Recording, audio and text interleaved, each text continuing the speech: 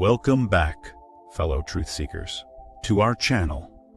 Today, we have something extraordinary in store for you. We are diving deep into the fascinating world of Andromedan Contactee, Alex Collier. But before we begin, make sure you hit that subscribe button and ring the bell to join our growing community.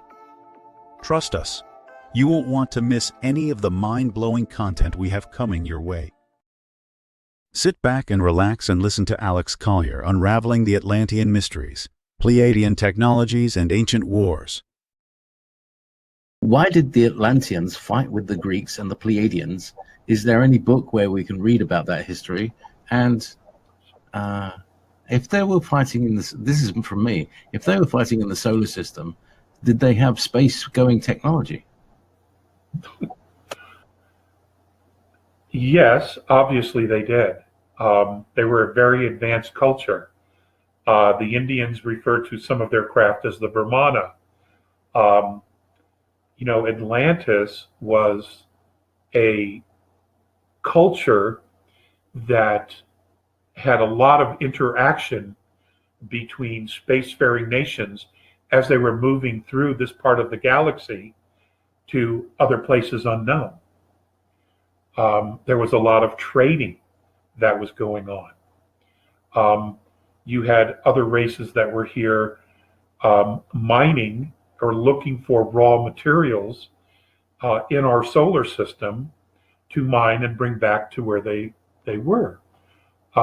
Many of the life that we have on Earth was genetically manipulated from other life that was found elsewhere, and then was seeded in different places in our solar system, such as Uranus, Neptune,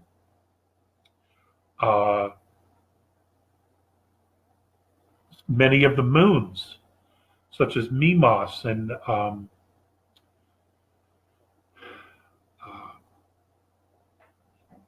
others that have ice and water on them. There are life going on underneath. Life always finds a way. So, yes, they were doing that. What happened with Atlantis is they became so technological. Their prowess became so technologically focused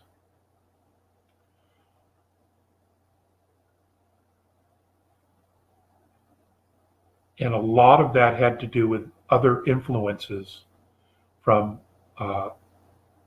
off-world presences that were visiting, such as groups from Orion, groups from Botes, groups from Alpha Draconis, even some groups from Sirius B, and other groups from other parts unknown that I'm unaware of that were moving through this area that were not spiritually based civilizations.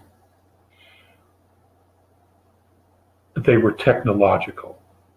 Technology became God, and they lost their connection to spirit.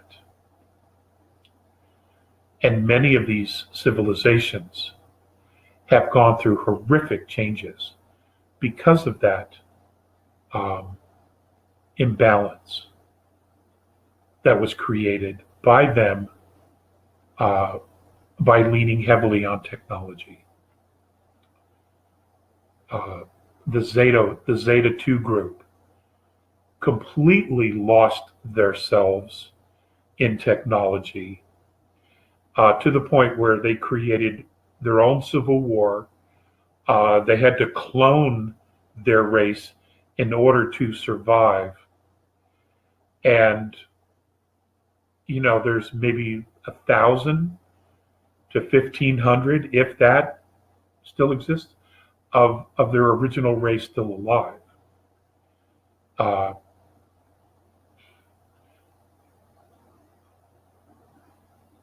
Because they altered their physicality so much through transhumanism. That's what we know here through transhumanism. That's how you can relate to it here or now. They altered their physicality so much that the body, the physical form, could not hold spirit. It could not hold the soul any longer. And when that happens, they become robots. They become clones, something else that's artificially intelligent. It's not an actual genuine life form where soul breathes in and out of the physicality. That's what happened. And because they had the technical prowess, they decided they were going to control everything, that they had the right to control. And at that particular time, the Greeks were incredibly strong from a spiritual perspective, incredibly strong. And they pushed back. They pushed back. And legend has it that when Atlantis sank or was taken down, that the Greeks were actually beginning to turn the tide in that war. In other words, they were just getting the upper hand when Atlantis was taken down. That's what legend says. And the information that I have been given, which I've already shared with you guys, does not contradict that at all. It does not contradict that at all. Most of the Greek history, we don't know. It's a far older civilization than we've been told. It began as a colony of Atlantis, but those who saw the change in frequency in Atlantis from spiritual to technological, they left. They were already migrating, and by the time of the war, of the start of the war, they had already migrated to many different parts of the world, and were creating spiritual communities because they didn't want to go down that road. Unfortunately, Atlantis wasn't happy with that. They decided their leadership decided that they had every right and they had the technological prowess to control the world. And that just wasn't going to happen. That just wasn't going to happen.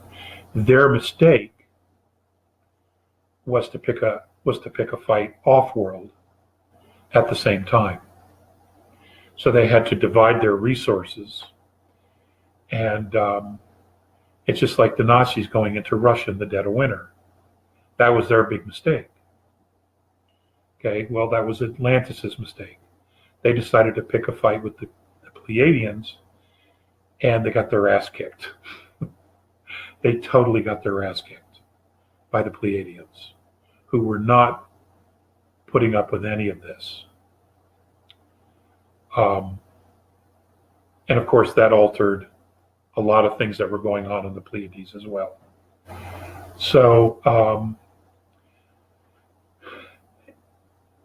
there are always ramifications and consequences to violence and to war.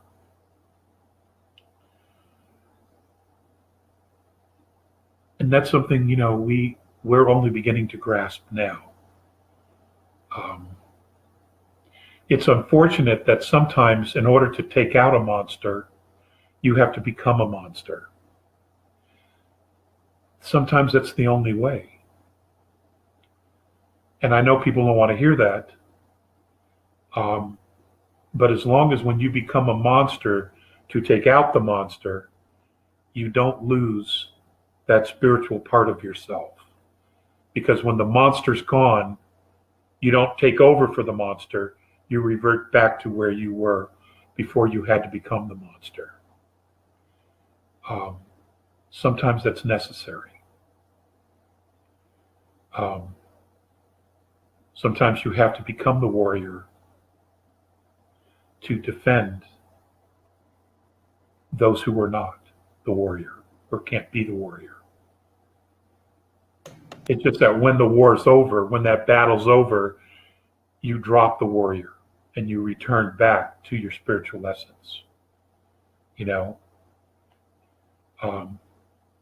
not everyone can do that.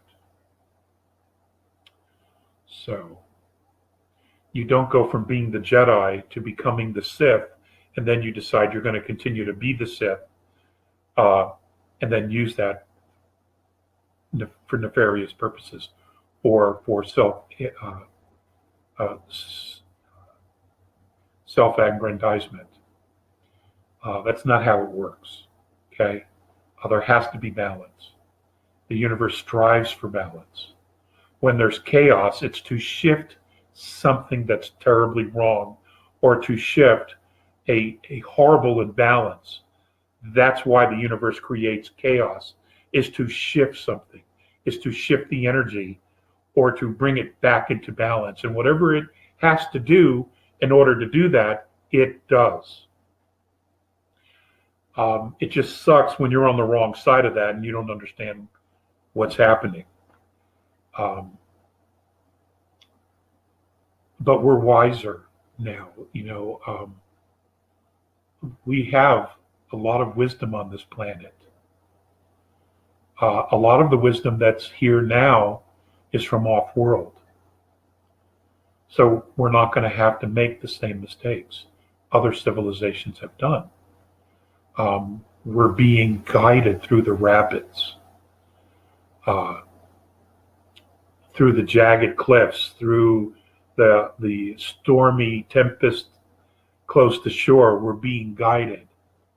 Humanity's being guided through that area of life right now, as the separation is continuing. I don't know that I can stress that enough, and I don't want to be constantly repetitious about it.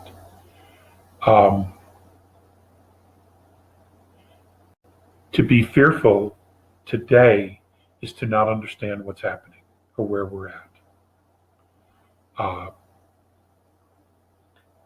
It's good. It's all good, folks.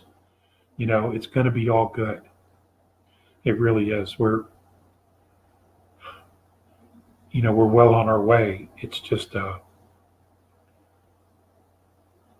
there are still tentacles that are hanging on to us, to our energy, that are clinging to life, an old life where they had control and they fed off of us. Okay? Well, as we're moving away, they're trying to cling to that because they know nothing else but to feed off of us. And we're moving in another direction. A very good, positive, benevolent direction. If you haven't hit that subscribe button, now is the perfect time. By subscribing, you become part of our ever-growing community of truth seekers, united in our quest for knowledge. Subscribing ensures that you'll never miss a single upload. Hitting the bell icon guarantees that you receive timely notifications every time we upload a new video. Don't let the algorithm keep you in the dark. Stay ahead of the curve and be among the first to hear the latest updates and groundbreaking insights that Alex Collier has to share. We are incredibly grateful for your support, as it allows us to continue creating and sharing knowledge that will expand your horizons. Your likes, subscribes, and bell notifications empower us to spread the truth, to unite in this cosmic journey together. So, from the bottom of our hearts, thank you for being a part of our community. As always, stay curious, stay open-minded, and most importantly, stay connected. Until next time. If you would like to see Andromedan Contactee Alex Collier live via video stream, we host an online seminar 3 times a month on a Friday at 2 p.m. Eastern Time. For more information and dates of upcoming online seminars, please visit alexcollier.org. Please click on one of the above videos to seek more of Alex Collier's knowledge.